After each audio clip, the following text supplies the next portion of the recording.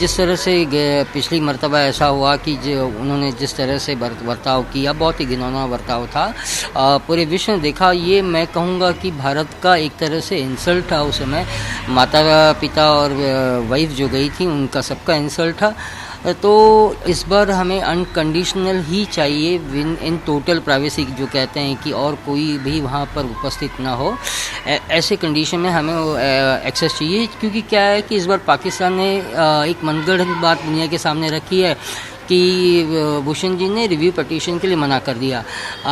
अगर मेरे हिसाब से तो कोई भी व्यक्ति ये अपने बचाव के लिए हर तरह का जो ऑप्शन है मिल रहा है उसको वो टैप करने की कोशिश करेगा। तो ये कहीं ना कहीं उन्होंने दुनिया के सामने एक गलत बात रखी है।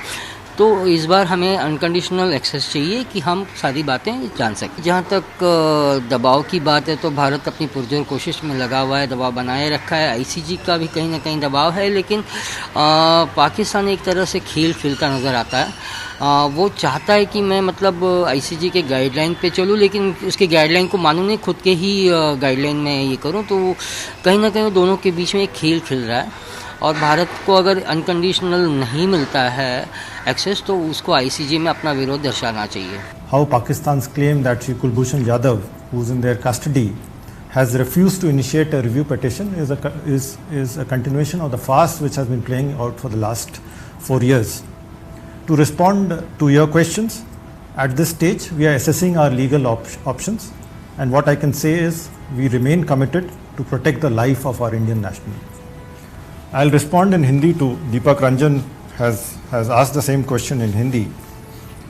दीपक, हमने कल एक विस्तृत बयान जारी किया था और इस बयान में हमने बताया था कि पाकिस्तान का दावा कि श्री कुलभूषण जाधव जो कि उनके हिरासत में हैं, उन्होंने समीक्षा याचिका दायर करने से इनकार कर दिया है और ये किस तरह से पिछले 4 सालों से पाकिस्तान के झूठ का हिस्सा है।